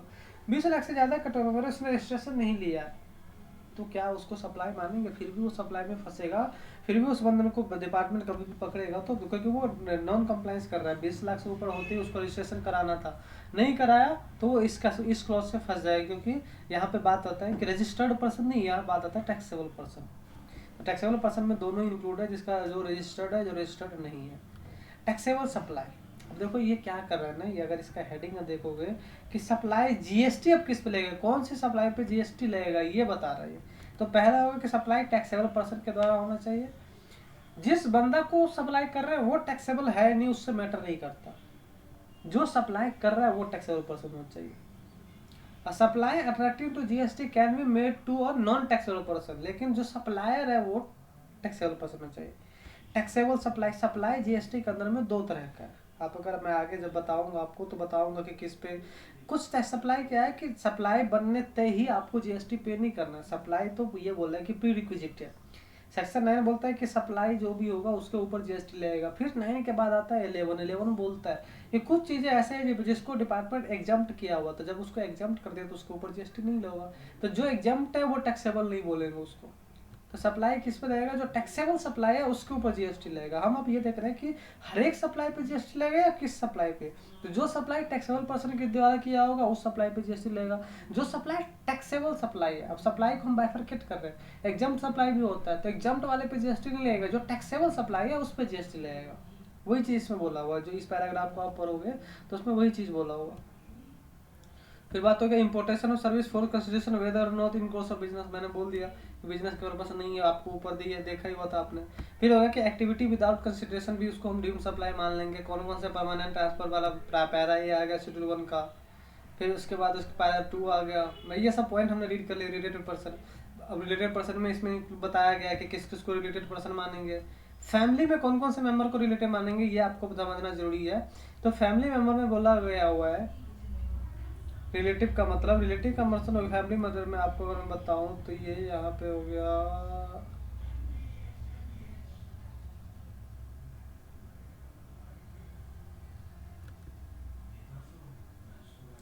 ये सारा जो पॉइंट है ना वो अब जैसे मैं इसको दिखा देता हूँ। ये एग्जांपल है, स्टॉक ट्रांसफर की बात करते हैं। अब ये स्टॉक ट्रांसफर को क्या बोला, अब मैंने आपको बताया था कि रिलेटेड पर्सन के बीच में जो सप्लाई होता है विदाउट कंसिडरेशन भी जो होगा उसको हम सप्लाई मानेंगे। उसमें क्या होता है कि दो बंदे होते हैं, या तो रिलेटेड पर्सन को या आप डिस्टिंक्ट पर्सन को। डिस्टिंक्ट पर्सन का मतलब होता है एक ही पर्सन का जब एक से ज़्यादा स्टेट में रजिस्ट्रेशन होता है, या एक ही स्टेट में एक से ज़्यादा रजिस्ट्रेशन होता है, तो जो सारे रजिस्ट्रेशन होता है उस सबको क्या माना जाता है? डिस्टिंक्ट पर्सन माना जाता है। एक वर्ड में बोलूँ तो एक ही पैन पे आपने अगर 10 रजिस्ट्रेशन लिया हो तो जो 10 रजिस्ट्रेशन है वो सारा आपका क्या माना जाएगा? डिस्टिंक्ट पर्सन बनोगे एक दूसरे के लिए आप। तो अगर आप विद इन स्टेट, मान लो कि आप दिल्ली में हो, जैसे ये एग्जांपल हो रजिस्टर्ड इन लखनऊ। अब इस एग्जांपल की अगर मैं बात करूँ, रजिस्टर्ड इन लखनऊ फैक्ट्री और ये रजिस्टर्ड दिल्ली शोरूम है। ये लखनऊ में फैक्ट्री है, दिल्ली में शोरूम है, दोनों जगह अब यहाँ से यहाँ सप्लाई हुआ, दोनों एक ही बंदा का, पैन नंबर एक ही है, तो उसके केस में सप्लाई बनेगा क्या? दोनों एक ही बंदा है, पैन नंबर दोनों का एक ही है, लेकिन रजिस्ट्रेशन अलग अलग है दोनों स्टेट में। तो जीएसटी में बोला हुआ है कि अगर आप सेम रजिस्टर्ड पर्सन हो, एक दूसरे को ही बेच रहे हो, सेम पैन नंबर है, तो भी माना जाएगा ट्रांसफर, जो स्टॉक ट्रांसफर है वो भी टैक्सेबल होगा। अब बात यहाँ पे आती है कि सर पैसा लेंगे या नहीं लेंगे। तो अगर कंसिडरेशन लोगे तो बनेगा ही बनेगा, कंसिडरेशन नहीं भी लोगे तो भी बन जाएगा। कहाँ से बनेगा? शेड्यूल 1 में बोला हुआ। तो ये पॉइंट हो गया कि अगर आप एक रजिस्टर्ड पर्सन दूसरे रजिस्टर्ड पर्सन को भेजोगे, एक दूसरे से बिल्कुल रिलेटेड हो, डिस्टिंक्ट पर्सन है वो, तो उसके केस में विदाउट कंसिडरेशन भी टैक्सेबल हो जाएगा।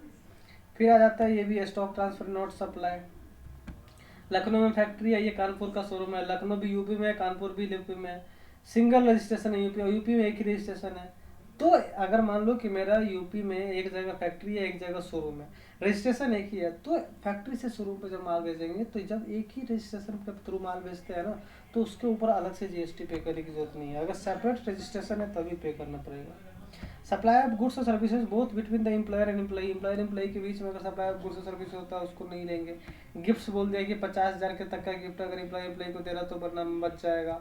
फिर रिक्विट बाय द एम्प्लॉय, एम्प्लॉई के कोई उतना खास नहीं है पॉइंट।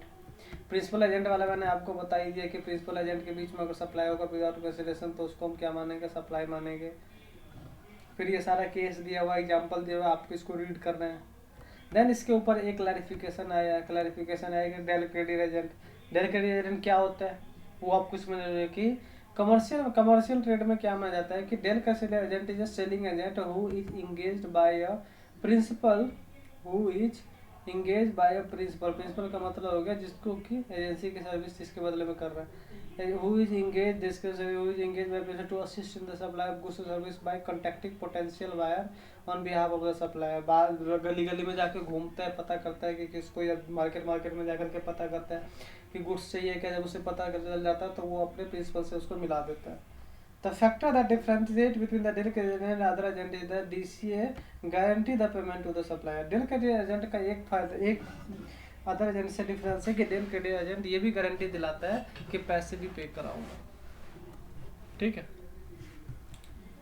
तो डेल क्रेडिट एजेंट के टैक्सेबिलिटी के ऊपर एक सर्कुलर आया हुआ, आप इसके इशू देख लो। आप इशू को देख करके जब इसको रीड करोगे, पहला whether del credit agent fall under the ambit of para 3, तो इसके लिए बोल दिया कि आप, ये बिल्कुल सिंपल है, मैं इसमें ज़्यादा टाइम नहीं लगा रहा, आप एक बार रीड कर लेना ये सबको, ये वाला पॉइंट आपका क्लियर हो जाएगा। डेल क्रेडिट एजेंट वाला जो मेन पॉइंट है मैं उसके थ्रू गो थ्रू कर रहा हूँ। फिर हो गया इंपोर्टेशन ऑफ सर्विस, तो मैंने इंपोर्टेशन ऑफ सर्विस का वाला बता दिया आपको कि इंपोर्टेशन ऑफ सर्विस में दो जगह है, एक कहाँ पे शेड्यूल में है और एक कहाँ पे आपके एक्ट में है। शेड्यूल कौन सा है? शेड्यूल 1 में बोला गया कि इंपोर्टेशन ऑफ सर्विस आप अगर कर रहे हो रिलेटेड पर्सन से, शेड्यूल 1 में बोला गया कि इंपोर्टेशन ऑफ सर्विस कर रहे हो रिलेटेड पर्सन से या आप अपने अदर एस्टेब्लिशमेंट से कर रहे हो, वो पर्सन अगर आउटसाइड इंडिया है तो उस केस में भले ही विदाउट कंसिडरेशन है तो भी टैक्सेबल हो जाएगा। दूसरा पॉइंट क्या होता है इंपोर्टेशन सर्विस का? दूसरा है कि अगर आप विदाउट कंसिडरेशन लेके कर रहे हो लेकिन वो बिजनेस के पर्पस नहीं है तो भी वो क्या हो जाएगा? टैक्सेबल हो जाएगा। अब इसको हम एक चार्ट के थ्रू बहुत आसानी से समझ सकते हैं, मैं आपको बाद में लास्ट में दिखाऊंगा उस चार्ट को जहाँ से आपको बिल्कुल क्लियर हो जाएगा। फिर आके पॉइंट आता है कि फ्री सैंपल और गिफ्ट वाला, फ्री सैंपल्स और गिफ्ट, ये पॉइंट आपको देखना है। फ्री सैंपल एंड गिफ्ट में क्या फर्क है? बाय वन गेट वन और फिर फ्री ऑफर क्या है? Sample which more, free samples में क्या होता है कि sample which are supplied free of course without any consideration, तो वो सप्लाई नहीं बनेगा, ठीक है। Except where the activity follow in schedule 1, अगर कोई रिलेटेड पर्सन को बेच रहे हो तो बन जाएगा, नहीं तो नहीं बनेगा। दूसरा by one get one free, इसमें क्या होता है? बाय वन गेट वन में क्या बोला गया है कि बाय वन गेट वन में बोला है कि by one get one actually में फ्री कुछ नहीं होता है। बाय वन गेट वन में अगर मान लो कि एक चीज़ परचेज करोगे तो एक फ्री होगा। अगर मान लो एक टी शर्ट आपने परचेज किया तो उसके साथ एक हैंकी फ्री है, तो जो टी शर्ट का वैल्यू होगा ये मान के चला जाता है कि टी शर्ट के वैल्यू में हैंकी का कॉस्ट भी इंक्लूड किया हुआ है। देखो, in fact it is not an individual supply of free goods, free goods कुछ है ही नहीं, बट अ केस ऑफ 2 और more individual goods supply where a single price, जिसमें ये माना है कि 2 गुड सप्लाई उसका single price is being charge for the entire supply. It can be best be treated as supplying of 2 goods for the price of 1, 2 good supply किया एक के price में। Taxability of such supply will be dependent upon as to whether the supply is a composite supply or mixed supply and tax rate accordingly। अब उसको आपको determine करना होगा कि कंपोजिट है या मिक्स। कंपोजिट मिक्स के पता करने के बाद उसी तरह से टैक्स लग जाएगा। ये कैसे पता चलेगा कंपोजिट या मिक्स? हम सेक्शन 8 जब देखेंगे तो उसमें पता चलेगा। देन इसके बाद बोला कि activity to be treated supply of goods supply of service. अब ये नया पॉइंट आ गया, अभी तक तो ऊपर तक का पूरा रिपीट हो रहा था, ये आ गया नया पॉइंट। सेक्शन 7A1A में हमने ऊपर देखा था कि शेड्यूल 2 में कुछ ऐसे लिस्ट बताए जाएंगे जिसमें ये बोला जाएगा किसको सप्लाई ऑफ गुड्स मानेंगे, किसको सप्लाई ऑफ सर्विस मानेंगे। अब वो लिस्ट कहाँ पे है? 7(1)A का शेड्यूल 2। शेड्यूल 2 में सबसे पहला पॉइंट क्या है? ट्रांसफर। ट्रांसफर से रिलेटेड है कि बोलता है कि any transfer of title in goods, किसी गुड्स में अगर आप ट्रांसफर टाइटल कर दिया तो जैसे शिवाजी सेल करता है रेडीमेड गारमेंट्स टू कस्टमर, तो इसको सप्लाई ऑफ गुड्स मानेंगे, सप्लाई ऑफ सर्विस, क्लियर है, सप्लाई ऑफ गुड्स मानेंगे। फिर transfer of right in goods, मैं उसको Genius Equipments Limited gives of machinery on rent to Subhashi manufacturer, rent पे दे दिया, उसको यूज करने का राइट दे दिया लेकिन गुड्स नहीं दिया, तो उसको क्या मानेंगे? सर्विस मानेंगे, goods supply of service, clear है ना।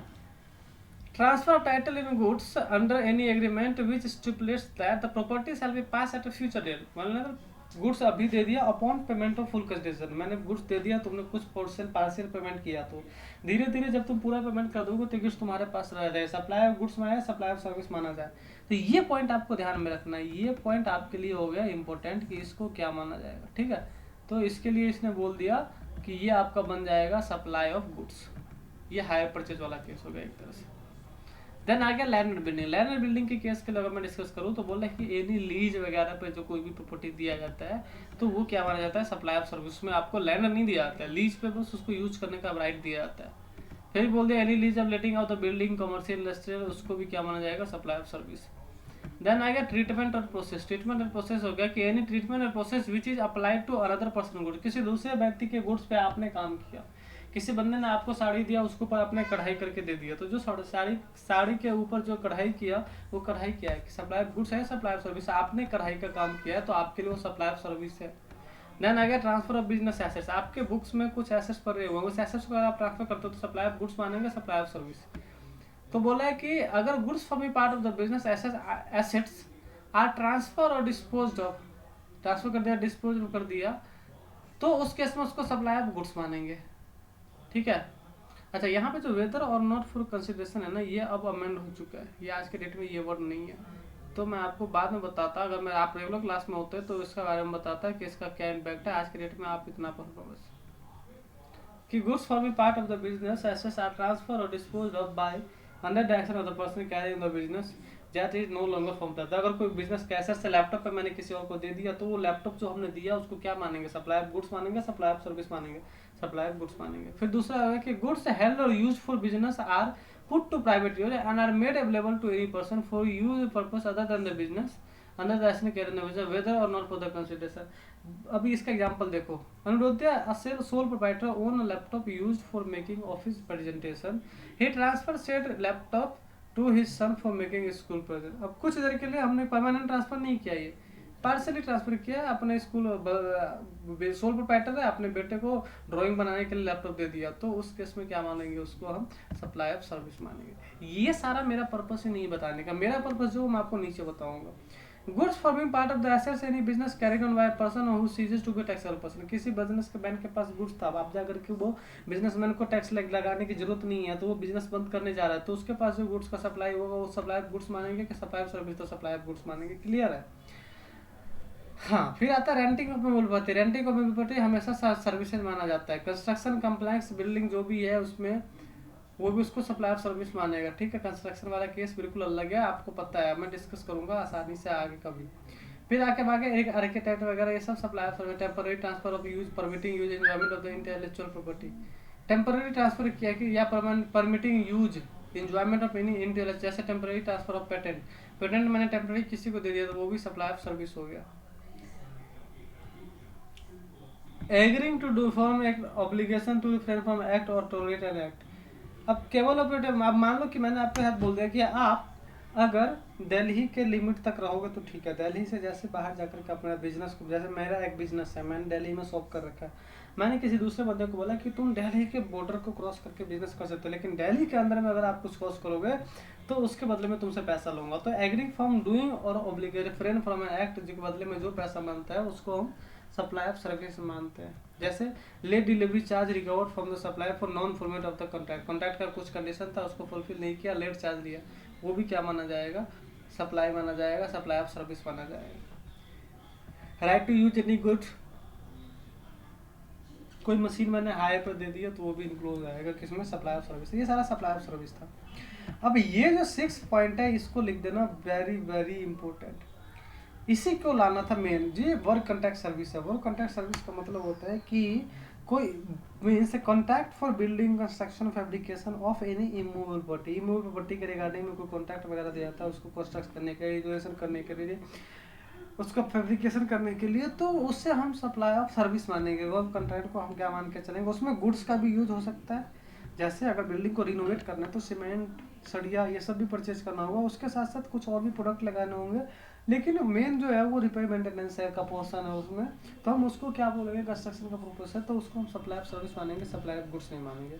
फिर एक पॉइंट है आपका supply by transfer of goods being food और any article for human consumption, कोई फूडिंग वगैरह की सर्विस है, जैसे रेस्टोरेंट की सर्विस हो गई, रेस्टोरेंट में आपको गुड्स भी मिलता है खाने के लिए और आपको सर्विस भी दिया जाता है खिलाने का, प्रॉपर तरीके से बिठाने का, तो फिर बोलते हैं इसको सप्लाई ऑफ गुड्स माने, सप्लाई ऑफ सर्विस। तो ये दोनों जो पॉइंट है ये आपको इंपॉर्टेंट है, इसको याद रखना है कि वर्क कॉन्ट्रैक्ट सर्विसेज को भी सप्लाई ऑफ सर्विस मानेंगे, और रेस्टोरेंट का सर्विस जहाँ पे गुड्स और सर्विसेज दोनों बिकता है लेकिन हम उसको मानेंगे सप्लाई ऑफ सर्विस, जो उसका टाइम ऑफ सप्लाई निकलेगा सर्विस के अकॉर्डिंग निकलेगा, प्लेस ऑफ सप्लाई सर्विस के अकॉर्डिंग निकलेगा, टैक्स सर्विस के अकॉर्डिंग उसका पे होगा। देन होता है सेक्शन 7 में रेसिडेंट वेलफेयर एसोसिएशन के द्वारा जो गुड्स वगैरह सप्लाई किया जाता है तो उसको भी सप्लाई ऑफ गुड्स मानेंगे। ये आपका था क्या चीज़ के बारे में, ये आपका था टोटल सप्लाई ऑफ गुड्स मानेंगे, सप्लाई ऑफ सर्विसेज मानेंगे। फिर अब इसके बारे में कुछ एक्सप्लेनेशन है जो कि मेरे को नहीं लगता कि मैंने सारा पॉइंट आपको कवर कर दिया। तो मैंने अभी तक क्या कवर कर दिया, मैंने अभी तक आपको कर दिया सेक्शन 7 पूरा कवर कर दिया, शेड्यूल 1 कर दिया, ठीक है, शेड्यूल 2 कर दिया, शेड्यूल 2 कर दिया। अब आपके पास क्या रह गया, आपके पास रह गया शेड्यूल 3 आपके पास क्या रह गया, शेड्यूल 3, जिसको कि नेगेटिव लिस्ट बोला जाता है। क्या बोलता है उसको, नेगेटिव लिस्ट। शेड्यूल 3 में क्या बोला गया, शेड्यूल 3 में ये बोला गया कि कुछ ट्रांजेक्शन ऐसे हैं जिसको हम सप्लाई नहीं मानेंगे। आप कुछ मत देखना, सीधा सप्लाई से बाहर कर देना।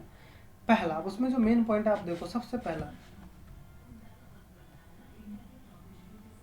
Services provided by an employ to the employer. अगर कोई एम्प्लॉय ने एम्प्लॉयर को सर्विस दिया तो उसको हम क्या नहीं मानेंगे, सप्लाई नहीं मानेंगे। सबसे पहला, एम्प्लॉय ने एम्प्लॉयर को, आप ध्यान रखना, एम्प्लॉय ने अगर एम्प्लॉयर को, एम्प्लॉय कर रहा है, कौन कर रहा है, एम्प्लॉय, किसको, सर्विस एम्प्लॉयर को। एम्प्लॉय ने अगर एम्प्लॉयर को कोई सर्विस दिया तो उसके ऊपर क्या नहीं है, जीएसटी। अगर एम्प्लॉयर ने एम्प्लॉय को कुछ दिया तो वो है। दूसरा हो गया service provided by casual worker, जो डेली बेसिस पे हो गया कैजुअल वर्कर, कोई भी। अब इसमें आपको ये ध्यान रखना है एम्प्लॉय एम्प्लॉयर किसको मानेंगे। दूसरा पॉइंट क्या है, दूसरा पॉइंट है कि सर्विस बाय कोर्ट ट्रिब्यूनल, कोई कोर्ट है जैसे सुप्रीम कोर्ट, हाई कोर्ट, ये सब के द्वारा जो सर्विस प्रोवाइड किया जाता है उसको भी हम सप्लाई नहीं मानेंगे। ये भी आपको कुछ ज़्यादा एक्सप्लेन करने की जरूरत नहीं है। तीसरा होगा कि जो पार्लियामेंट है या स्टेट का विधानसभा हो गया, विधान परिषद हो गया, ये जो प्रोवाइड करते हैं सर्विस, इसको पंचायत, मेंबर ऑफ पंचायत, मुखिया वगैरह जिसको आप बोलते हो, ये लोग जो सर्विस प्रोवाइड करते हैं इसको भी जीएसटी में बाहर रखा गया है, क्योंकि सप्लाई से ही बाहर निकाल दिया। फिर बोला है duty perform by any person who hold the post pursuant of the provision of the constitution. Constitution के किसी पोस्ट पे, जैसे president of, duty perform by president of India, prime minister of India, vice president, ये लोग जो है इनके द्वारा जो सर्विस, एमपी एमएलए, ये लोग, इनके ऊपर भी जीएसटी नहीं लगेगा। फिर आ गया duty perform by a chairperson और member director of the body establish by the central government. जो सेंट्रल गवर्नमेंट की कंपनियां हैं उसके अंदर में जो डायरेक्टर वगैरह है उनके द्वारा जो सर्विस दे रहा है, who is not deemed as employ, जिसको एम्प्लॉय नहीं माना जाता उसके ऊपर भी टैक्स नहीं लगाया जाएगा। ये सारा पॉइंट था। आपको मेन क्या रखना है, एम्प्लॉय की सर्विसेज मेन आपको ध्यान में रखना है। मेन आपको ध्यान, सुप्रीम कोर्ट, हाई कोर्ट की जो सर्विसेज है वो, ये सब आपको ध्यान में रखना है। फिर आपको आगे क्या ध्यान रखना है, सर्विसेज ऑफ फ्यूनरल, ब्यूरियल, क्रीमेटेरियम और मोर्चुरी, ये सब सर्विसेज है। अब इस टाइप के फ्यूनरल, ब्यूरियल, ये सब सर्विसेज, जैसे कोई एक्सपायर कर गया उसके लिए बहुत सारे स्मशान घाट वगैरह होता है, वहाँ पे लेकर के जाते हैं फ्यूनरल के लिए, ब्यूरियल के लिए। तो उसके द्वारा जो फ्यूनरल ब्यूरियल का जो सर्विसेज दिया जा रहा है उसके ऊपर जीएसटी नहीं लगेगा, क्योंकि उसको सप्लाई से बाहर रखा गया। फिर किसको बाहर रखा, सेल ऑफ लैंड, ये चीज़ ध्यान रखना है, ये आपको ध्यान में रखना है कि sale of land, sale of building को बाहर रखा गया, subject to 5B of schedule 2। Schedule 2 के पैरा 5B में बोला गया है कि जो कंस्ट्रक्शन का वर्क होता है, जब फर्स्ट टाइम सेल होता है, कंप्लीशन सर्टिफिकेट आने से पहले जो सेल किया जाता है उसको माना जाता है सिर्फ सप्लाई, कंस्ट्रक्शन वाला, उसके ऊपर टैक्स लगता है। लेकिन जो सीधा डायरेक्ट सेल ऑफ लैंड है, डायरेक्ट सेल ऑफ बिल्डिंग है, या कंस्ट्रक्शन कंप्लीट होने के बाद, ओनरशिप मिलने के बाद अगर कोई सेल हो रहा है तो उसके ऊपर जीएसटी नहीं लगेगा, वो direct sale of building, sale of land में कवर होगा। फिर आता है एक्शनेबल क्लेम। एक्शनेबल क्लेम में बोला कि actionable claim other than lottery, batting, gambling. अब एक्शनेबल क्लेम का अगर आपको कहानी बताऊं तो आप जब से गुड्स का डेफिनेशन रीड कर रहे थे तो गुड्स का डेफिनेशन में एक्शनेबल क्लेम को भी इंक्लूड किया गया था।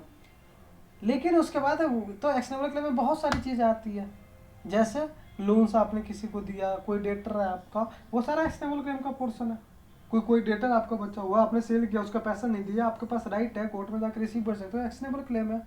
लेकिन और लॉटरी भी आपका एक्शनेबल क्लेम है, बैटिंग भी, गैम्बलिंग भी, ये सब एक्शनेबल क्लेम है। तो डिपार्टमेंट ने बोला कि हर एक एक्शनेबल क्लेम को जीएसटी में नहीं रखा गया। लॉटरी, बैटिंग और गैम्बलिंग, ठीक है, अब ध्यान देना, लॉटरी, बैटिंग और गैम्बलिंग, इस तीनों को छोड़ के बाकी जो भी एक्शनेबल क्लेम है वो शेड्यूल 3 में है। शेड्यूल 3 में इसका मतलब ये हो गया कि वो सप्लाई नहीं है, और जब सप्लाई नहीं है तो उसके ऊपर जीएसटी नहीं देगा। देन उसके बाद आया जाता है activity to be undertaken notified by the government. ये हो गया आपका शेड्यूल 3, ये पूरा पॉइंट था किसका, शेड्यूल 3 का। हमने शेड्यूल 1 देख लिया, कंसिडरेशन नहीं है तो हम किसको सप्लाई मान लेंगे। शेड्यूल 2 देख लिया, किसको सप्लाई ऑफ गुड्स मानेंगे, किसको सप्लाई ऑफ सर्विस मानेंगे। फिर हमने शेड्यूल 3 देख लिया। अब हम देख रहे हैं कि जो वहाँ पे बोला था कि गवर्नमेंट भी नोटिफाई कर सकती है अगर वो पब्लिक अथॉरिटी की तरह काम करता है, तो उसमें उसने पंचायत या म्यूनिसपैलिटी की सर्विस को नोटिफाई किया, उतना ज़्यादा इंपॉर्टेंट नहीं है, तो वो कवर है इसमें। फिर आ गया inter state movement of goods, उतना ज़्यादा इम्पोर्टेंट नहीं है। अब मैं आपको जो रेलेवेंट पॉइंट है वो बताता हूँ। हमने अभी तक क्या देखा, अगर मैं एक बारी आपको समराइज करूँ, मैं नीचे एक समरी है उससे मैं कराऊंगा इसको कि हमने अभी तक क्या देखा, वो फटाफट कराएंगे पहले। लेकिन उससे पहले मैं चलता हूँ आपको कंपोजिट और मिक्स सप्लाई बता देता हूँ। ये सेक्शन 8 है। सेक्शन 7 में हमने देख लिया किसको सप्लाई मानेंगे, सप्लाई के लिए कंसिडरेशन होना चाहिए, बिजनेस का पर्पस होना चाहिए।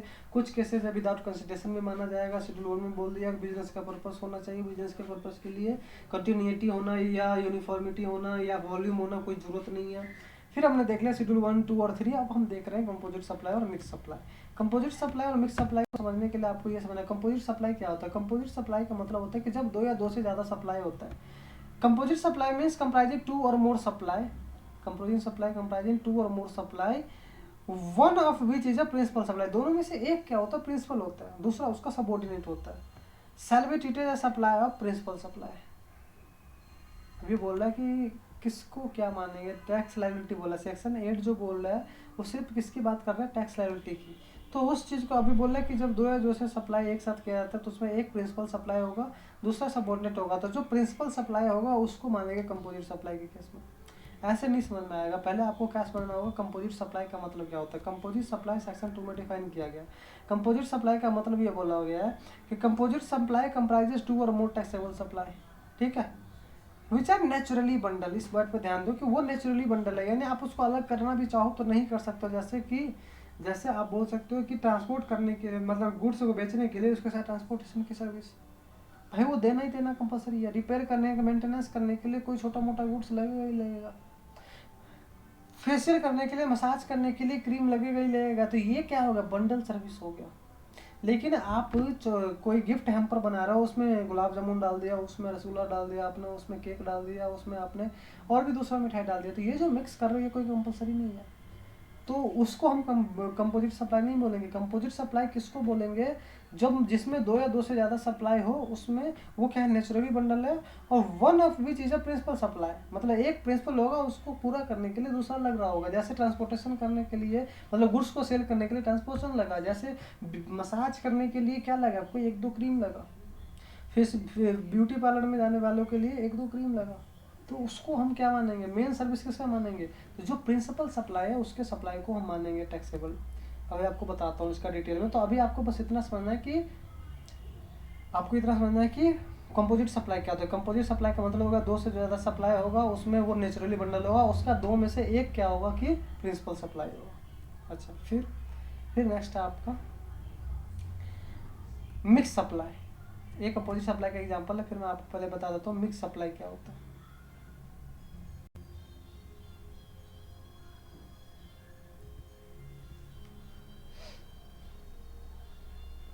मिक्स सप्लाई का मतलब है कि इसमें भी 2 और मोर सप्लाई होगा। कंपोजिट सप्लाई में 2 से ज़्यादा सप्लाई होगा, इसमें भी 2 से सप्लाई होगा, बट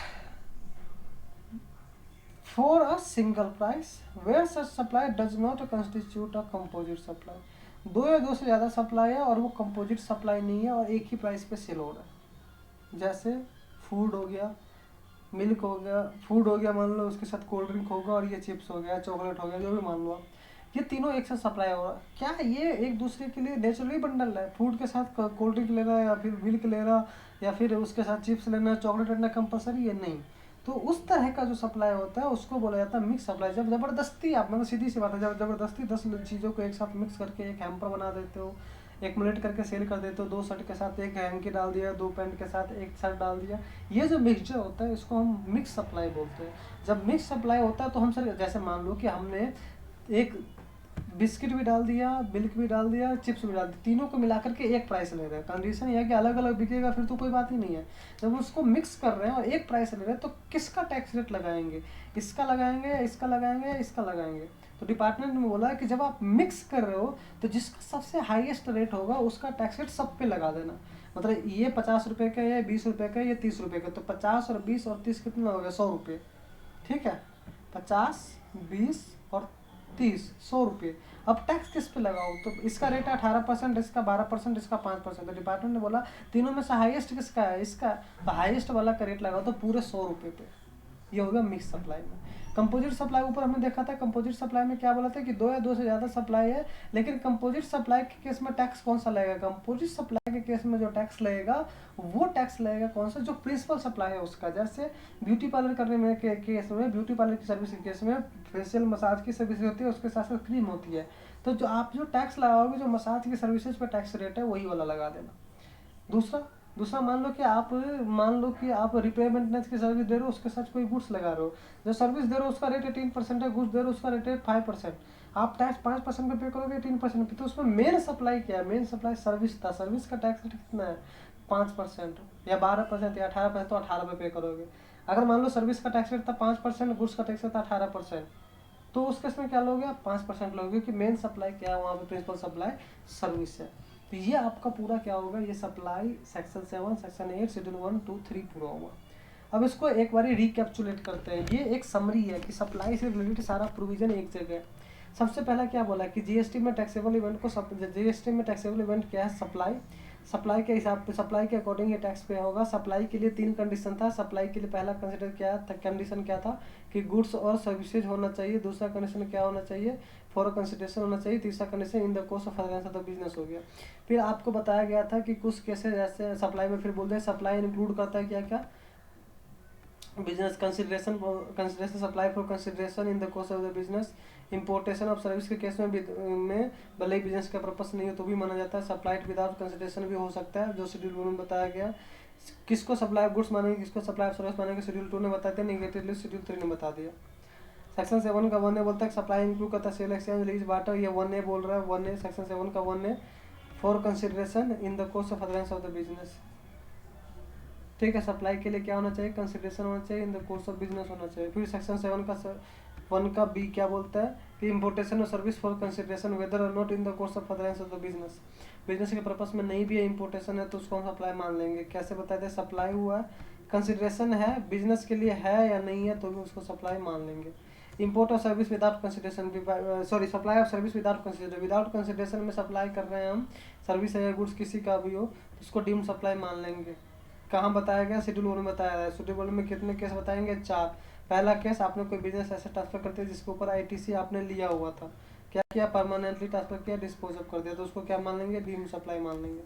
फिर दूसरा क्या बोलता है कि supply between related person, distinct person. कोई रिलेटेड पर्सन किसी दूसरे रिलेटेड पर्सन को सप्लाई किया, मैंने अपने बेटे को सप्लाई किया, मैंने अपनी वाइफ को सप्लाई किया, इन the course of furtherance of the business. पैसा लिया या नहीं लिया उसको हम क्या मान लेंगे, सप्लाई मान लिया। फिर उसके केस में एक एक्सेप्शन था, एम्प्लॉयर ने अगर एम्प्लॉई को कोई गिफ्ट दे दिया तो इसकी वैल्यू अगर अप टू 50,000 तो नहीं लगेगा, और 50,000 से ज़्यादा केस में उसको भी सप्लाई मान लिया जाए, क्योंकि वो भी रिलेटेड पर्सन में कवर हो जाता है। देन आता है प्रिंसिपल और एजेंट के बीच में। अगर प्रिंसिपल ने एजेंट को कोई सप्लाई किया, प्रिंसिपल ने सप्लाई किया गुड्स एजेंट को, तो उसके केस में क्या हो जाएगा, अगर विदाउट कंसिडरेशन भी सप्लाई किया तो भी उसको सप्लाई मान लेंगे। या फिर ऐसे ही एजेंट ने प्रिंसिपल को कुछ सप्लाई किया विदाउट कंसिडरेशन तो भी उसको सप्लाई मान लेंगे। फिर importation of service, importation service होगा किससे, आप अगर पर्सन आउट ऑफ इंडिया है, पर्सन इन इंडिया को कुछ सप्लाई करता है जो कि रिलेटेड है, तो विदाउट कंसिडरेशन भी सप्लाई करेगा तो भी उसको क्या मान लेंगे, हम सप्लाई मान लेंगे। फिर आ गया इंपोर्ट ऑफ सर्विस का एक कंक्लूजन समरी। कंक्लूजन सर्विस क्या, इंपोर्ट ऑफ सर्विस 2 टाइप का हो सकता है, कंसिडरेशन होगा या नहीं होगा।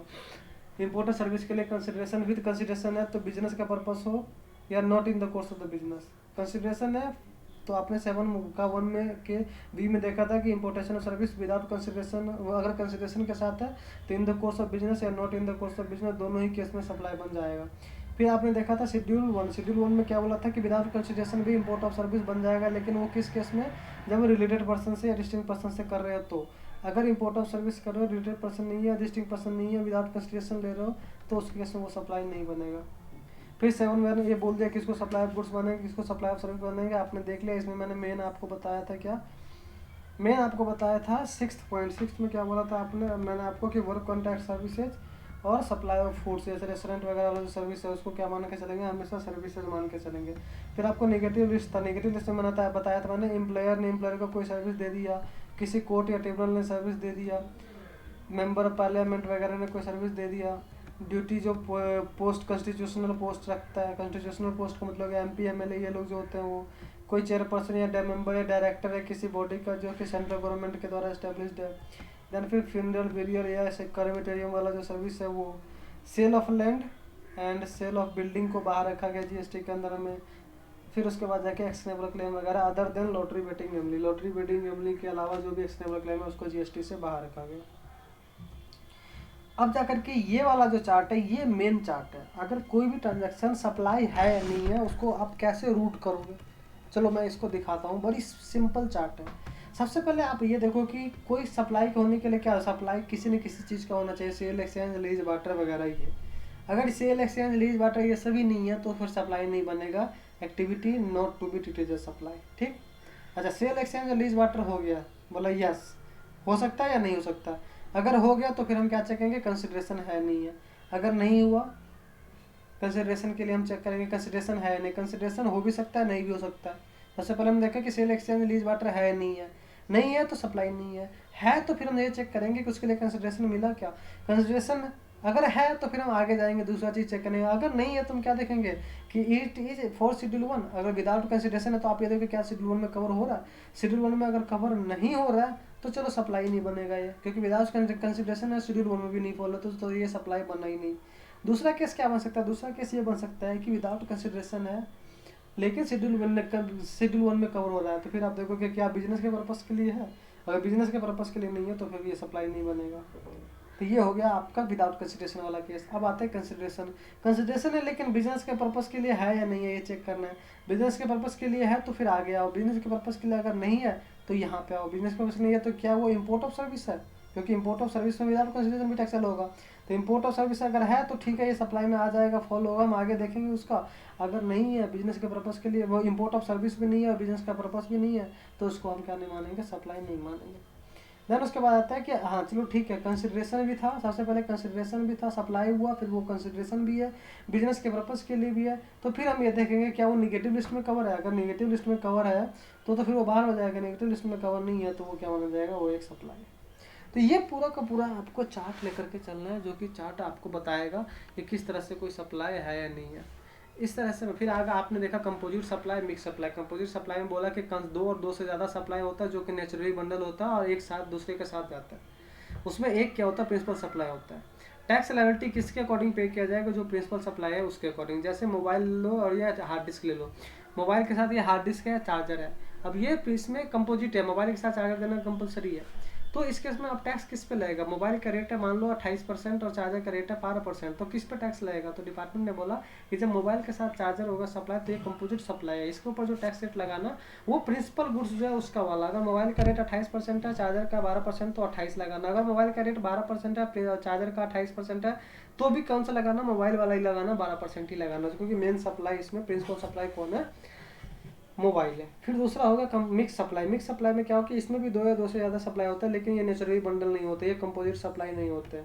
तो उस केस में क्या बना जाएगा, टैक्स लगाया जाएगा। कौन से पे टैक्स लगेगा, तो टैक्स लगाने के लिए बोला कि बहुत सारे गुड्स हैं जिसका टैक्स रेट सबसे ज़्यादा है उसके ऊपर टैक्स लगा दो। अगर इसमें 5%, 12%, 18%, 28% चारों टाइप के हैं तो आप 28% वाला टैक्स इसमें लगा दो। तो ये आपका पूरा ही चैप्टर था। इसमें मैंने क्या किया, आपको